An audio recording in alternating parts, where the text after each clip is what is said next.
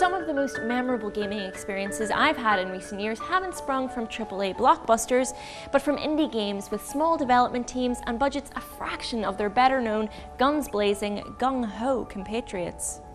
Journey, Brothers: A Tale of Two Sons, Papo and Yo all tell beautiful, emotional stories and have significantly shorter run times and are usually a fair bit cheaper than a lot of retail titles. If, like me, you look for games that put storytelling above all else, the rise of these simple yet meaningful parables has been interesting and heartening to watch. Created by a team of 12 people in Seattle and produced in conjunction with the Cook Inlet Tribal Council, a non-profit organization that works with Indigenous groups in Alaska's urban areas, Never Alone is the latest game to fit that mold. It aims to share the stories of Native Alaskan culture and to revitalize interest in Alaskan Indigenous oral literature. It also fills the purpose that traditional word-of-mouth storytelling has always had, allowing tribal elders to pass their stories on to younger generations through video games. We spoke to Never Alone's lead writer, Ishmael Hope, about the role games can play in not only telling stories, but in enriching and sharing our cultural heritage. Ano hulat pa siya, sunira ka na chokon ni. Tabra ni beyak siya karol, ayung itchok. Ishmael, what was the main goal for Never Alone's story? Well, I think the main goal for Never Alone was to really highlight the beauty of our culture. And so I'm from Inupiaq, and so that's from the circumpolar north of Alaska. And to bring out the vitality and the richness of our elders and the stories that we tell. So, I mean, the game takes inspiration from Indigenous Alaskan kind of oral literature and stories like that. I mean, do you think games are important for going forward, you know, preserving that cultural heritage? Yeah, I think so. I think there's a generational divide. We don't necessarily, we're not trying to preserve or save the culture, really. What we're really trying to do is share the vitality of what we really have.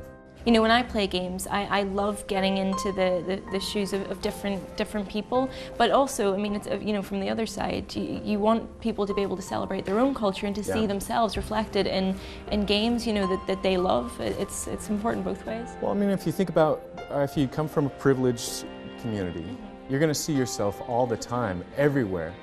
You know, you're going to see the whole gamut of human expression. And all kinds of positive role models.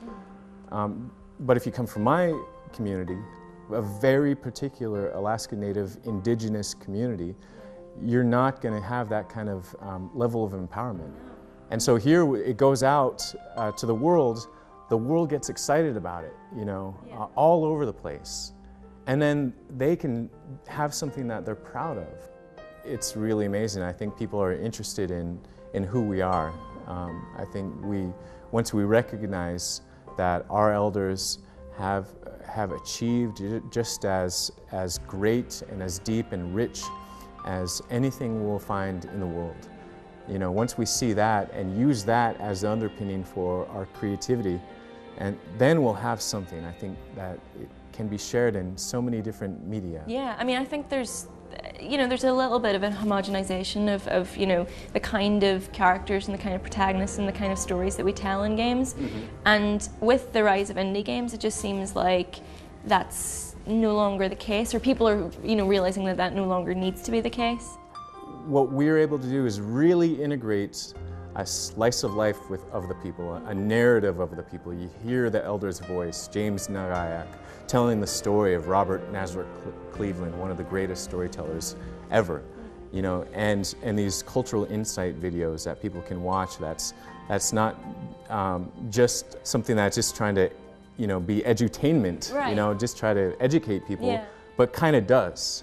While being fun and interesting. Absolutely. You know, so that is possible within a game. That, you know, we're finding that people want to explore, and we will always be carried by stories. You know, that game, and as we're playing a video game, we're engaging in being in charge of our story. And so that has incredible potential. And so, and what really, through the World Games movement, is a chance to look into that storytelling medium from the vitality of the indigenous cultures around the world. Yeah, absolutely. I mean, I think it's so important. Like, you know, storybooks are great, but they don't let kids be the star of their own story. And I think that's what games, and what what a lot of people are now waking up to the fact is that games allow them to do that, and it has the potential to not only make them have fun with it, but to learn so much as well about themselves and about other people. Well, I mean, I've just been finding out a little bit about video games with this. Yeah, I'm actually not much of a gamer, to be totally honest, but I've been finding out a lot that it's this, video games are not widely covered in the media necessarily, but they are just as big of an industry as movies. Oh yeah. And maybe even more so. I think so. So yeah, so why not tap into that and explore just what you can do with it? And I think that's what we're trying to do here is it could be a vehicle for empowerment. It could be a vehicle for bringing people together and highlighting people that you wouldn't necessarily be exposed to if you didn't play this game.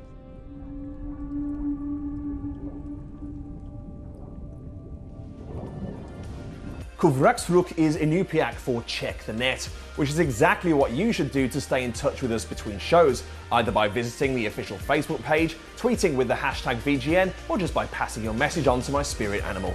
Until next time, Kuyanak and goodbye.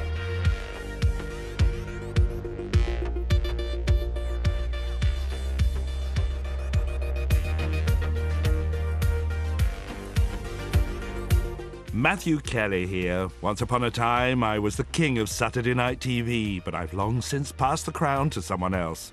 Come back, you say? Stop it, you're too kind. Watch classic Stars in Their Eyes on Challenge at 9.